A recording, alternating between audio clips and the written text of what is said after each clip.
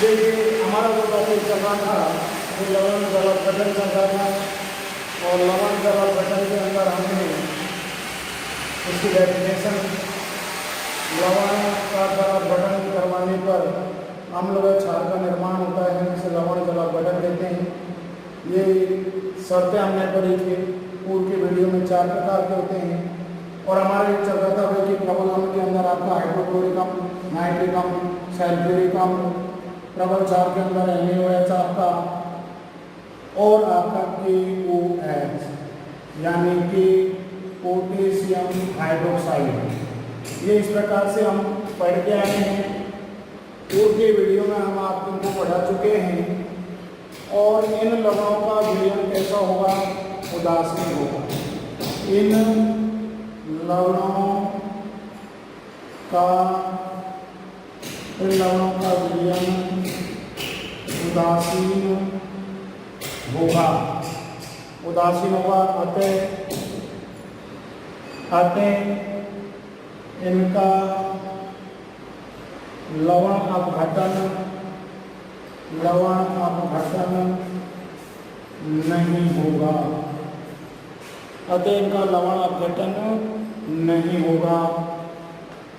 तो देखिए HCl आपका हाइड्रोक्लोरिक अम्ल, NaOH आपका प्रबल क्षार, प्रबल अम्ल, NaCl और प्लस आपका ये आपका NaCl आपका, और ये जल आपका H2।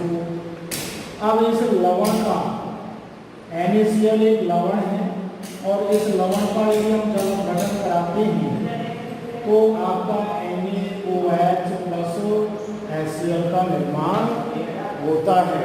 यानी प्रबल क्षार और प्रबल अम्ल का निर्माण हो गया। इस प्रकार से अब देखिए ये Na आपका प्लस और Cl माइनस आपका ये रहा H2, ये Na plus OH minus, H plus और Cl माइनस। Na से आपका Na कट गया, Cl से आपका Cl कट गया, और H2 रिएक्शन OH माइनस और H प्लस। इस प्रकार के लवणों में Na प्लस व Cl माइनस का योग नहीं होता। इस प्रकार के लवणों का जल अपघटन भी नहीं पाया जाता है। तो इस प्रकार से हम प्रबल अम्ल और प्रबल क्षारों के साथ जो अभिक्रिया आपको बताई कि भाई इन लवणों का जो विलयन होगा वो कैसा होगा? उदासीन होगा। और H2 आपके सामने जो दिखाई दे रहा है तो ये जल एक उदासीन है। इस प्रकार से इनके लवण का अपघटन नहीं होता है, जो हमने एग्जाम्पल सहित आपको पूर्व के वीडियो में भी हमने आपको बता दिया है। अब देखिए तीसरा जो हमारा इसके अंदर है जो हम पढ़ेंगे आपका प्रबल अम्ल और दुर्बल क्षार।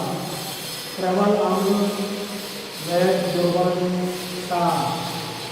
दूसरा जो लवण जल अपघटन के अंदर हमारा टॉपिक है वो है आपका प्रबल अम्ल। नंबर दूसरा है आपका प्रबल अम्ल व दुर्बल क्षार से। तो देखिए हमारा जो प्रबल अम्ल है, प्रबल अम्ल जो हम आपको बताया वो रहा आपका HCl। ये देखिए उत्क्रमणीय reaction H plus Cl minus.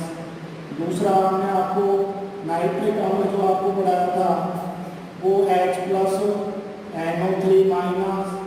तीसरा जो है आपका वो है H2SO4, 2H plus SO4 minus 2। दूसरा है हमारा दुर्बल क्षार।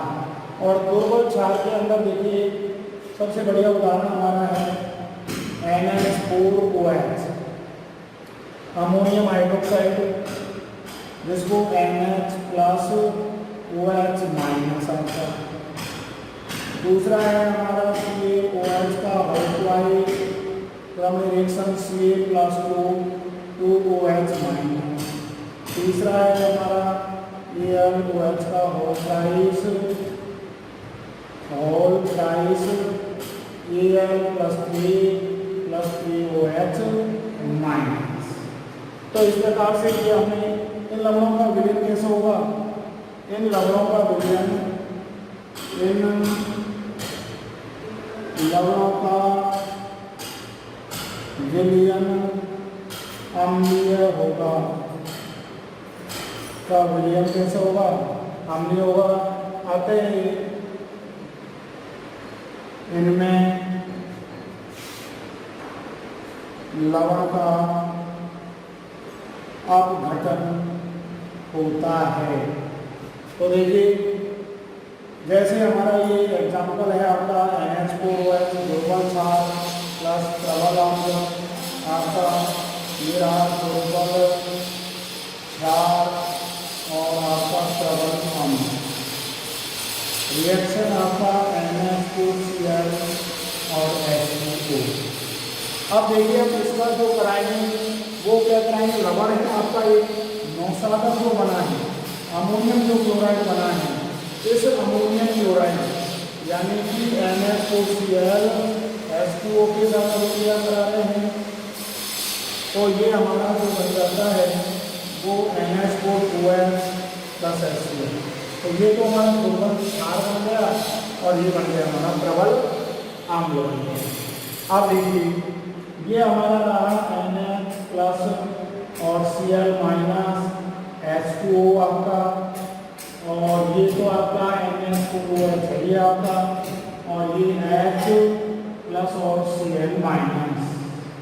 तो देखो Cl माइनस से आपका ये Cl माइनस कर गया, ये NH प्लस आपका प्लस H2O, और रिएक्शन आपका हो गया जो है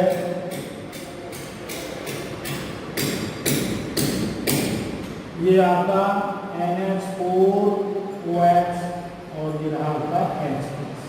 तो H प्लस यानी लवण जो अपन पढ़ रहे हैं लवणों का विलयन अम्लीय होगा, अतः में लवण का क्या हो जाता है, अपघटन हो जाता है।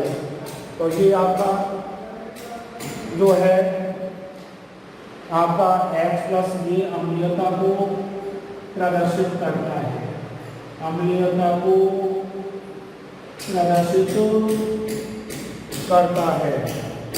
तो इस प्रकार से NH4 से प्राप्त NH प्लस आयन के अल्प आयनन से H2O जो है आपका वो OH माइनस और H प्लस द्वारा प्राप्त OH आयन मिलकर के दुर्बल क्षार बनाएगा, NH4OH बन जाएगा आपका, जो हमने सीधा आपको बता दिया इस प्रकार से। और इस प्रकार जलीय विलयन में H प्लस आयनों की सांद्रता बढ़ जाएगी और विलयन अम्लीय हो जाता है। तो इस प्रकार से ये आपका जो है प्रबल अम्ल और दुर्बल क्षार जो कि जिनका लवण का जलापघटन हो जाता है और वो अम्लीय स्वभाव अम्लीयता का गुण प्रदर्शित करते हैं। अब देखिए हम एक क्वेश्चन पढ़ेंगे इनसे जुड़ा हुआ है, वो देखिए KH KW और K इनर रिलेशन। तो इस प्रकार से ये हम रिलेशन पढ़ेंगे, बहुत ही इंपॉर्टेंट है, वो देखिए वो आपका है प्रबल अम्ल क्वेश्चन। आपका जो क्वेश्चन है वो है आपका प्रबल अम्ल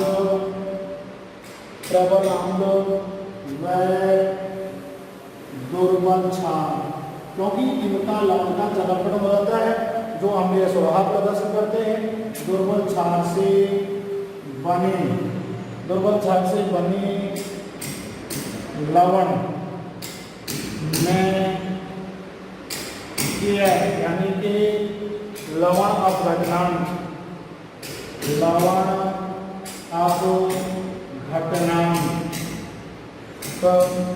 तथा जल का आयनिक गुणनफल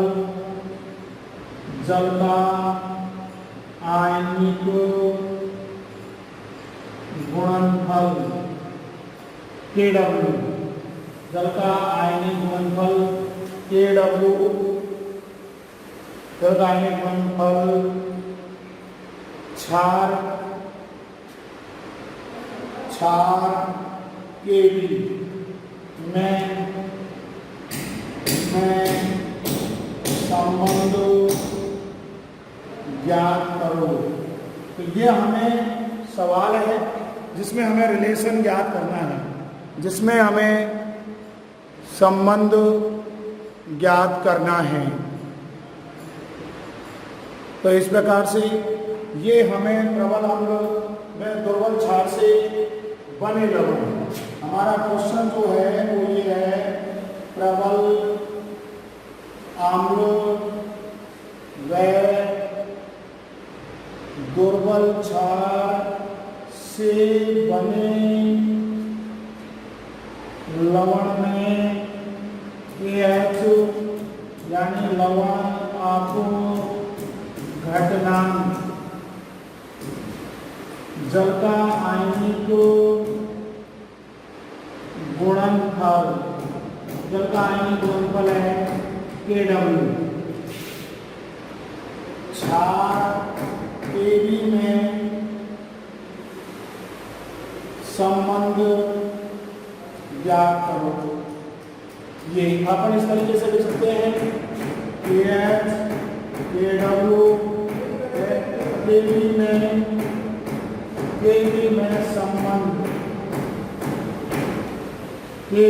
संबंध बताएं। इस तरीके से भी प्रश्न आ सकता है आपको।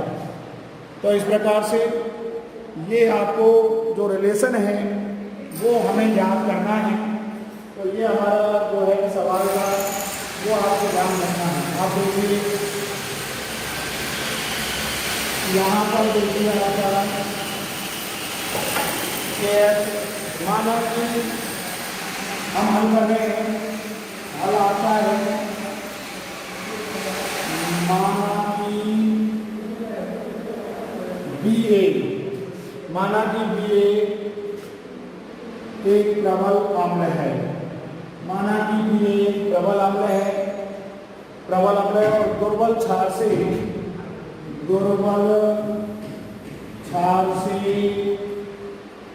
बना लवण है, दुर्बल क्षार से बना लवण है जो विलयन में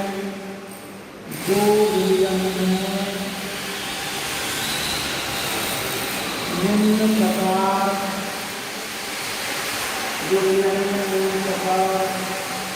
आयनिक होता है।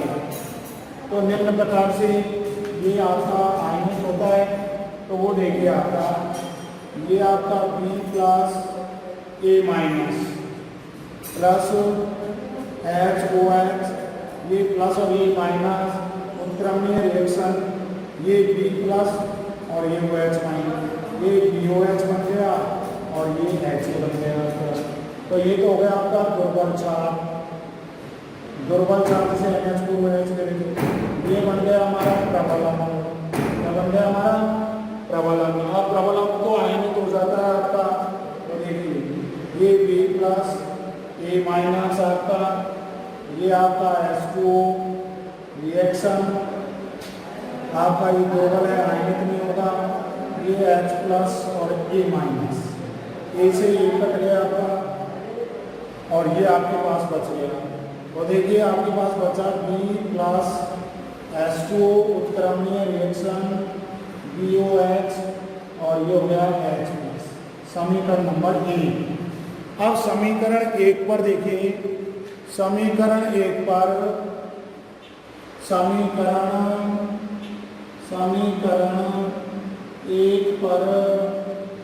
द्रव्य अनुपाती क्रिया का नियम लगाने पर, द्रव्यानुपाती क्रिया का नियम लगाने पर, तो द्रव्यानुपाती क्रिया का नियम समीकरण 1 पर लगाइए। आपका ये हो गया K बराबर आपका क्या हो गया, उत्पाद बटे यानी BOH, H का सक्रिय द्रव्यमान बटे B प्लस का सक्रिय द्रव्यमान और H2O का सक्रिय द्रव्यमान। ये हो गया आपका समीकरण नंबर 2।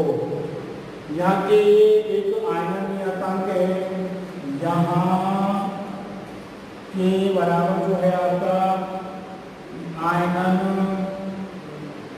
नियतांक है, कांस्टेंट है, यानी नियतांक है। H2O की सांद्रता, H2O की सांद्रता अपरिवर्तित रहती है। H2O की जो सांद्रता है वो आपकी अपरिवर्तित रहती है।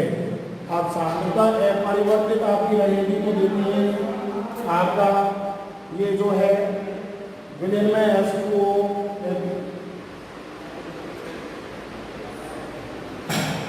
अपरिवर्तित रहती है।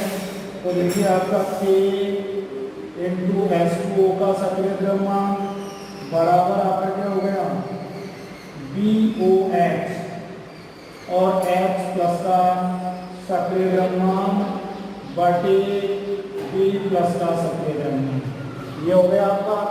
और इस प्रकार से ये हो गया आपका KH जल अपघटनांक स्थिरांक हो गया आपका। और ये हो गया BOH का सक्रिय द्रव्यमान, H प्लस का सक्रिय द्रव्यमान और B प्लस का सक्रिय द्रव्यमान, ये हो गया आपका समीकरण नंबर 3। अब KH यहाँ जो है, यहाँ KH जो है आपका लवण जल अपघटन स्थिरांक है, लवण जल अपघटन स्थिरांक है। इस विलयन में H2O, इस विलयन में H2O तथा BOH निम्न प्रकार आयनित होते हैं, निम्न प्रकार से ये आयनित होते हैं। तो देखिए आपका जो टॉपिक चल रहा था हमारा दूसरा नंबर, पहला चल रहा था प्रबल अम्ल और प्रबल क्षार। तो वो उदासीन होते हैं, उनमें किसी प्रकार का लवण जल अपघटन नहीं होता है।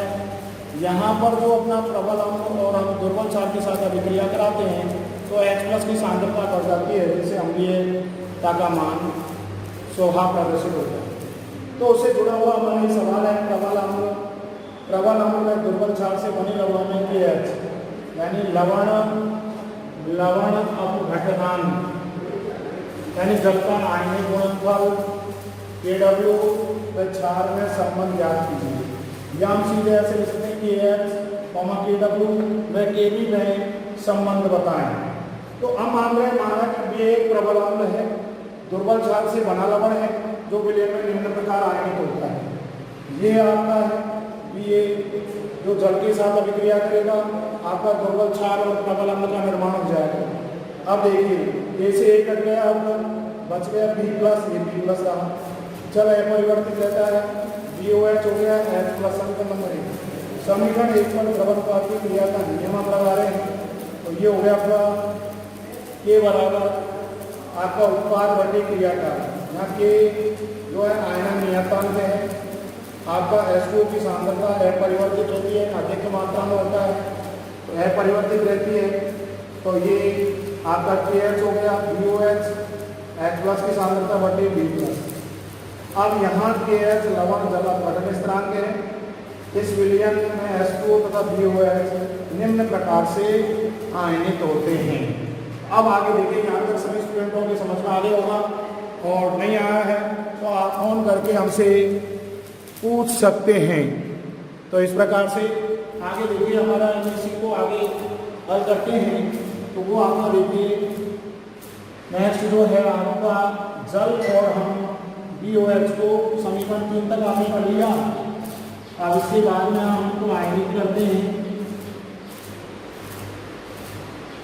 ये देखिए